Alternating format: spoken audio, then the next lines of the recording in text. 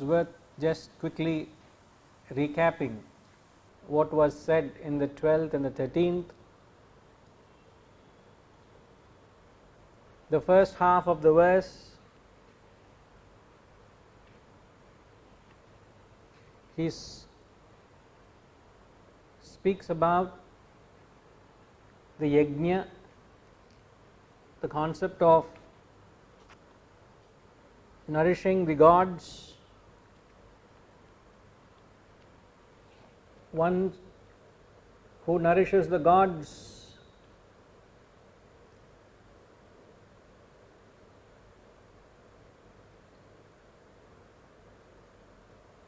by sacrifice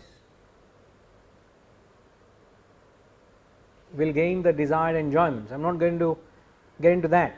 The second half of the 12th verse, he says, he who enjoys what is given by the gods, by sources of benefaction, whoever provides for your well-being, it could be your parents, it could be your organization, it could be your country, it could be anyone.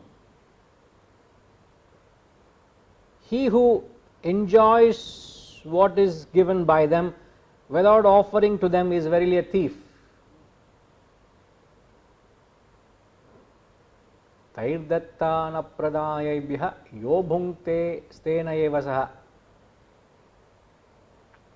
So, the three types of people, the lowest class of people are the tamasic category, are the people who are very liberal in receiving. They take, but they do not have the thought of giving, the thought of contributing, the thought of facilitating. They are as receivers, consuming without the thought of producing. So, he who enjoys what is given by them,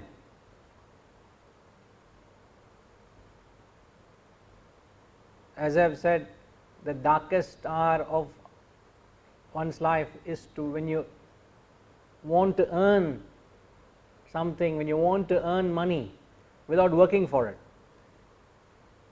It is the darkest hour of life. Means when you want to acquire something, when you want to enjoy something without striving for it, without contributing for it.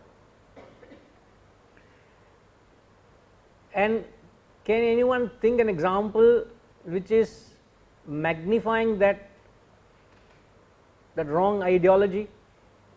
You want to acquire something without putting any effort for it.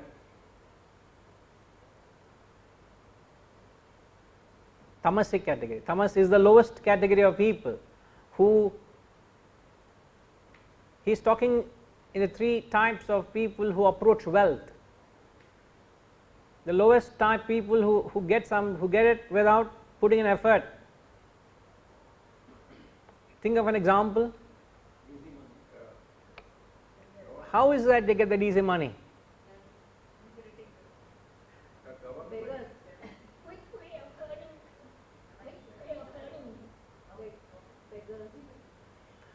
No quick way.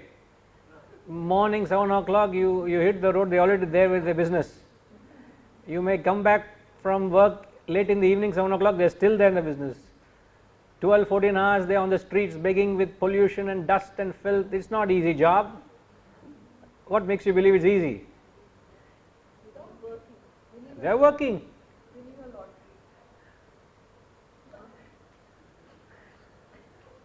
Not far from what I was actually getting at, yeah. Stealing, chain snatchers. But a majority of people do not do that, a small, very small minority. But the example I was looking for is of one who wants to earn something without putting any serious effort, gamblers. You want to go into a casino, you want to play a game, enjoy yourself, and you want to make quick money out of it. Any kind of,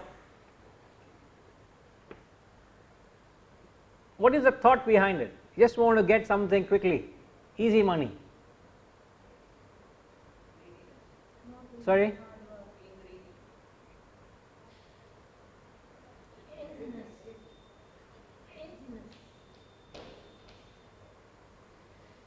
Very greedy, very lazy,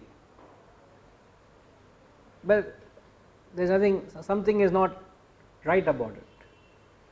Just want to get something without working for it.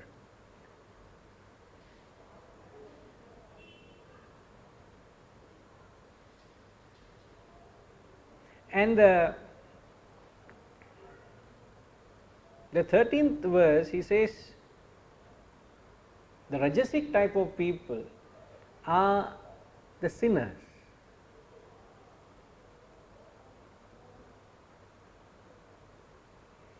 The sinners are those who cook for their own self. Selfish people. They cook for their own sake. Bhunjate te tvagham papaha ye pachantya karanat. Atma karanat. Those who are cooking for their own sake. They are the rajasic type of people. Such people, they only eat sin. They don't eat what they cook for themselves.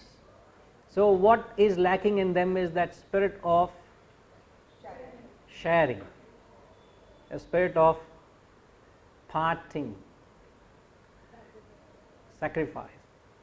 When you say this, the last 2 weeks, this morning and the previous week, the online classes on the Gita, as I told, we were on Saturdays, we are doing the 17th chapter.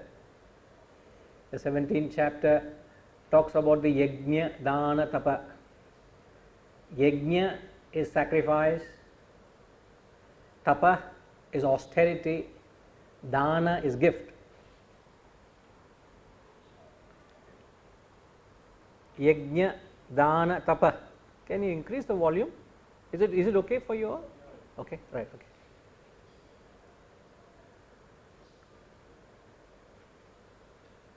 So there was this question, we'd almost discussed the entire, this whole week, the whole class we spent. The question was, what is the difference between dhanam and sacrifice?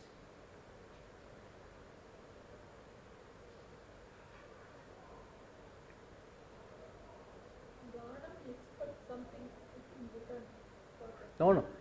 In sattvic dhanam, you don't expect anything in return. In rajasic or tamasic dhanam, maybe you are having a fruit in mind. You know, when you give something, you want an acknowledgement or some kind of a recognition or some kind of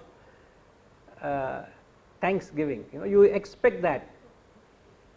When you deprive yourself, you don't take for yourself, but you maybe in the next of the sacrifice. Probably sacrifice.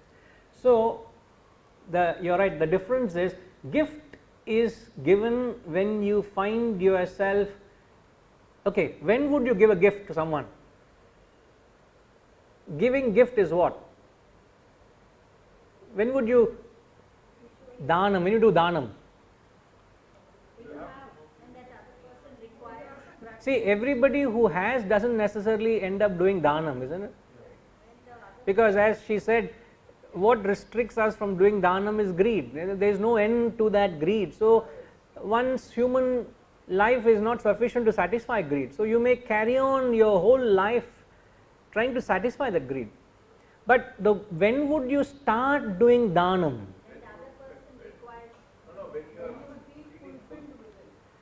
When you're feeling full. Correct. Anything else? Sorry, ma? You are relatively contented. In fact, you feel you have abundance with you. You feel you have enough. You feel you have more than enough. And when does that feeling of more than enough come? When is, no, that is another word. When do you feel contented? Vis-a-vis, when do you feel discontented? It is nothing, okay, contentment and discontentment is not a quantitative measurement. It is not because you have X resources with you, you feel contented, isn't it? It is nothing to do with how much resources you have in your account that makes you contented. You can have plenty and yet you feel discontent about it, is it not? You can have very little and feel very contented about it. So you start doing dhanam only when you feel contented. Now the question is, when do you feel contented?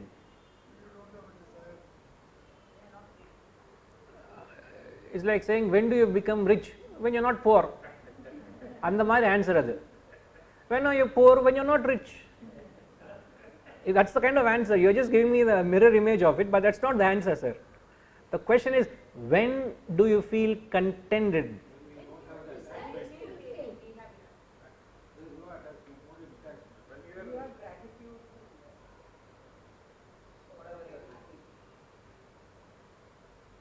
Okay. Sir, it does not happen, sir. You are changing the law itself. He is saying when you what is it? When you have more than what you deserve. How is that possible that you get more than you deserve? Because the law says you only get what you deserve, never what you desire.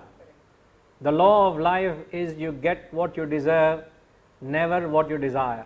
And if you come to terms with the law which governs our lives, you will stop grumbling, stop complaining of life.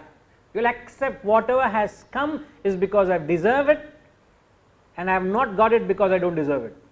So there is no more complaint. Isn't that true? But this ability or this quotient of contentment is a direct reflection of your spiritual evolution. It comes out of your spiritual maturity. It comes because of your spiritual wisdom. It is actually a tool of your spiritual growth. And as we know, the spiritual quotient has no reference or relation with your material quotient. You can have material quotient less or more, but that has no taboo to your spiritual quotient. Spiritual quotient is how contented, how happy, how peaceful you are within yourself. How much you feel you have enough to share with others. Sudama had, with nothing he felt he had everything. So it comes out of it. In fact, it is a direct measurement. If I have to actually test how spiritual you are, I will actually measure that. How content. Sir? It is a state of the mind. Contentment is a state of mind. Happiness is a state of mind. How do you feel about what you are having? Absolutely. Whether I am having more or less or not. Yes, there is a beautiful saying. The real measure of wealth, is how much we would be worth if we lost all our money.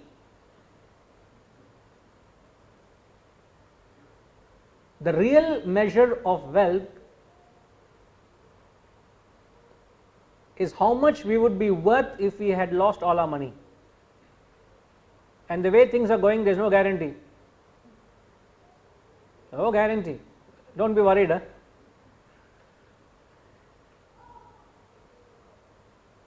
So that is the real wealth, isn't it? It's not how much you feel full because you have everything safe and sound. Even when nothing is there, how much you feel safe and sound within. That is the real measure of wealth.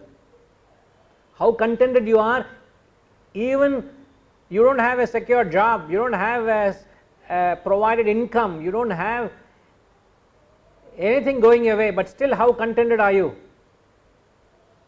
That is the real measure of wealth.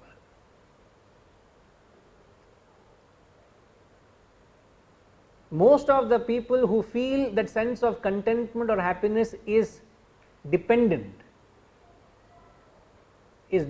on how secure on the external securities. So it is not internal, it is reliant, it is external driven, it is not internal driven.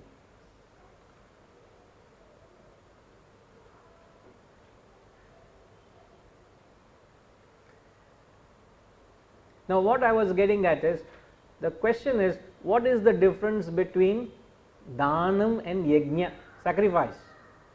So dhanam is usually given when you feel you have that surplus, you have that feeling of abundance, you part with it with people whom you feel are in need of. You can spare.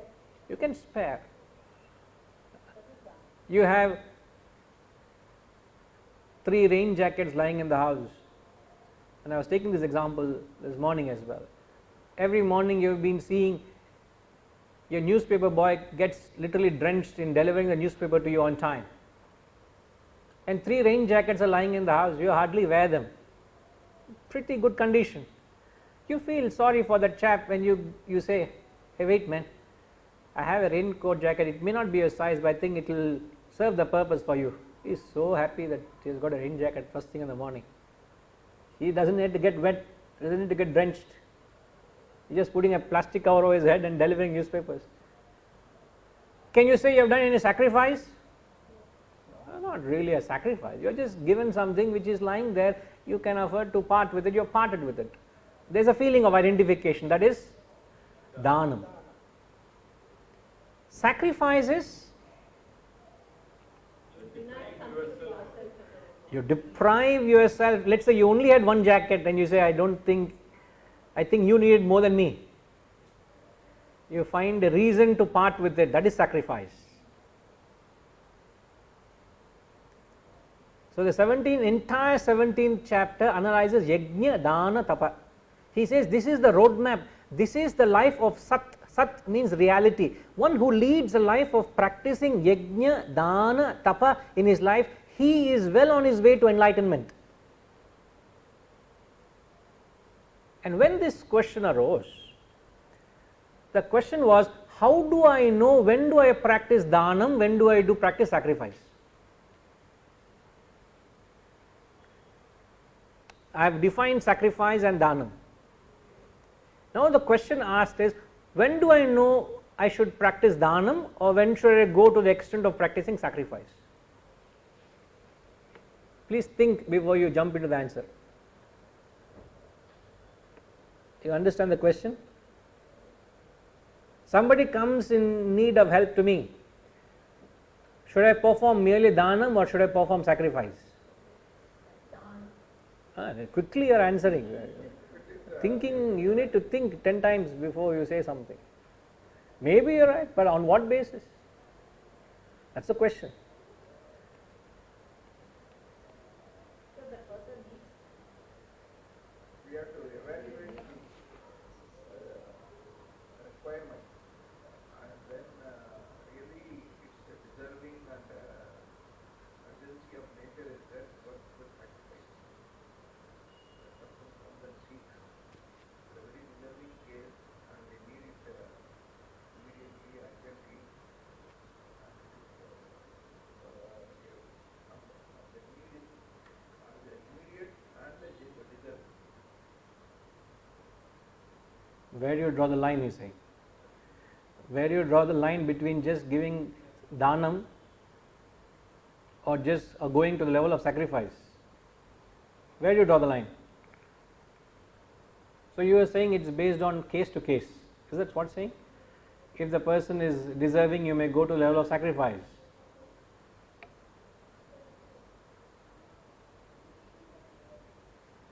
I thought it was a fabulous question.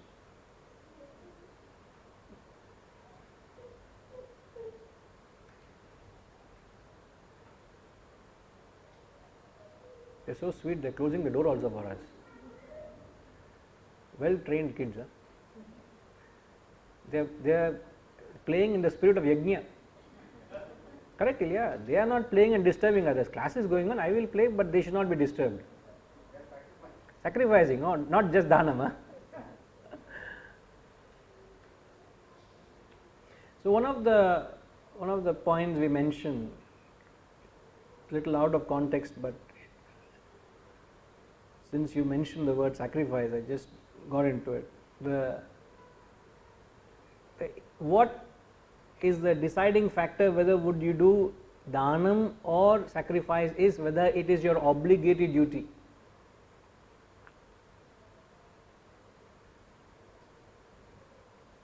Taking the example of a newspaper boy, would I be unconcerned and say I have nothing to do with it? That is not the topic of discussion, neither is there, that is not an option at all. You see how you can be of help because you feel a concern for him, you do dhanam. To what extent you will do dhanam? Point 1. Or would you start doing sacrifice to him? Would you go into his life and find out why is that young boy not in school? Why is he trying to find a livelihood by distributing newspaper at such a young age?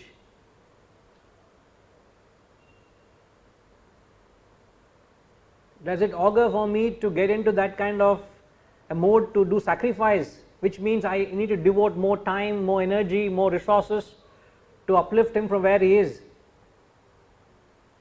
How do I decide, sir? Should I do dhanam and leave it, or should I do sacrifice? One should be more enlightened. I wish we all are. That's where you need to be sure. If it is your obligatory duty, then you go to the extent of sacrificing. Otherwise, you do not know where to draw the line, whom you should not to. You can involve in every other personality. Is it? Am I obliged to do so? If you are not obliged to do so, see in how best you can be of service, when thereafter move on. Otherwise, you get unnecessarily attached, unnecessarily distracted from your course of life. You don't know where to, where not to. When dana becomes a way of life, probably he won't know whether he won't use his intellect, he just use matter of fact. Who? The person who wants to do dana without knowing the obligatory duty, he will get the keep on doing. Some people give away everything because they are used to it, become paupers. Very unintelligently that is, giving unintelligently. Yeah. In fact, he says in the 17th chapter, dhanam, when you are doing dhanam, it must be given to the right person, to the deserving, at the right place, at the right time. And it should be given without insulting. Use the word. And I was taking an example many years ago. In Malaysia, the first few years, we were needing a computer. And because we had to go to a what do you call that? Computer, what do you call it? Internet cafe.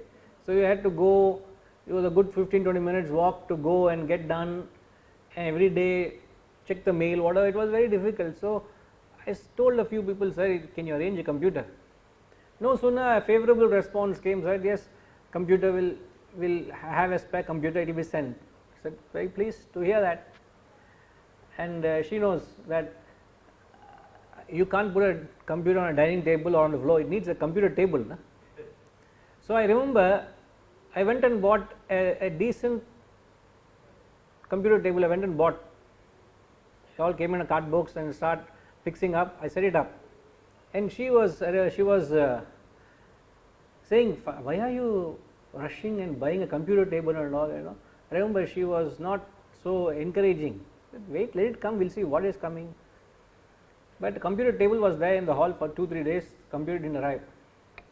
And I got a call that my driver is sending the computer. Thank you very much, sir. The driver comes in an S-Class Mercedes to deliver the computer.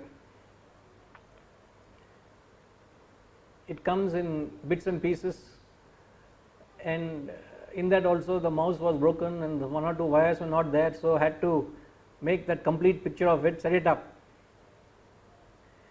In the course of the week of using, smoke was coming. You remember? smoke was coming from that system. When inquired with the concern, they said, sir, it's the best to throw it in the junk. This is what I mean. When you do dhanam, it should not be insulting. Whenever you do dhanam, it should be done with grace. You should never ever feel that you are doing a favor to the recipient. Many a time we often give, by giving we are getting rid of unwanted things, getting rid of junk from the house. That is not dhanam. So when you give with a grace. In fact, you seek the blessings of the recipient because he has given an opportunity for you to serve. It's the reverse. Sir, if the recipient is not there, would it not make me a selfish person? If I knock at your door, am I not giving an opportunity for you to serve? So you come and thank me for giving an opportunity to serve. It's the other way around. Therefore, he says you should give it with grace. If at all you give. Many people don't give. A small minority give, impulsively they give, without any thought or reason, because it's given a wrong place, wrong time, without deserving, uncalculated. Wrong product. In fact, it was getting rid of rubbish. And for a long time thereafter, there was only monitor, no CPU. CPU got burnt. Brand new computer table, a white elephant monitor lying in the hall for a while until CPU was replaced. And it took a good month or so for the husband wife to get again together. You were separated. And the marriage life. So Rajasic people are those people who are just running behind I, me, my, yes, constantly running behind, acquiring, but since they only do for themselves, they only eat sin. They don't eat a life of peace, joy, they are not happy at all. And then the sattvic people, he says, the righteous people eat the remnants of sacrifice. They eat all what they get by leading a life of sacrifice. Means their lives are symbol of dedication for a cause beyond themselves. And when one works for a cause like that, it is obviously beyond one's own selfish desires and selfish expectations. So you work for a cause beyond yourself. So they have risen above their own personal demands and desires. So they sacrifice. There's always that spirit of sacrifice for the cause they believe in. And thereafter, whatever rewards come out of the sacrificial life, they are very contented with that. Take it as a prasad, absolutely. So they are, in fact, the poem Daffodils by, who is that? William Wordsworth. He said, I wandered lonely as a cloud on high over vales and hills. You know what that statement means? The first statement, I wandered lonely as a cloud. You know what that statement means? Harishji, can you give your wisdom into it?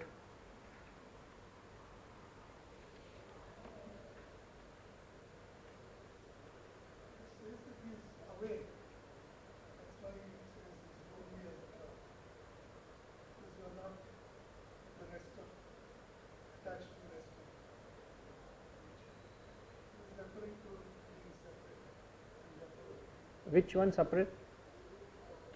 What is it that implies being separate?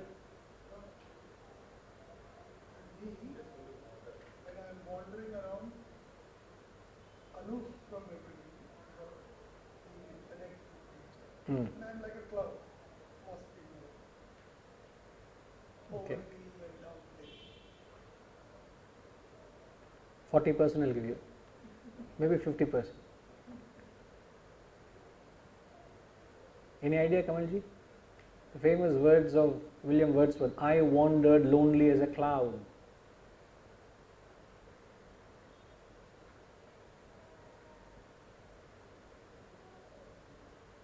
I wandered. A picture of detachment. He was not attached to a place. And he didn't go with a caravan, he went alone. Spiritual path is a loner's path, not a couple's path. No Mr. and Mrs. Either Mr. or Miss. So I wandered lonely. Okay, so big deal, wandering. You are a backpacker, you are seeing the world. No. He says, I wandered as a cloud, he says. Why a cloud? You know, cloud is symbolized as the epitomization of giving or sacrifice. Isn't it? Cloud is chosen as an epitomization of sacrifice. You know, when the clouds gather and they give rain, wherever they go, they give prosperity, they give wealth, they everything. Life thrives where there is rain. It nourishes everything. So when you give it, this is one of the most important attributes you must keep in mind whenever you do give. That the giving you do is judged by the result it produces. What is the outcome of the services or the charity you are doing or giving? What is the outcome of it? If the outcome is not favorable, you must go and look into the act of giving itself. What are you giving? So here the cloud gives rain, it gives nourishment.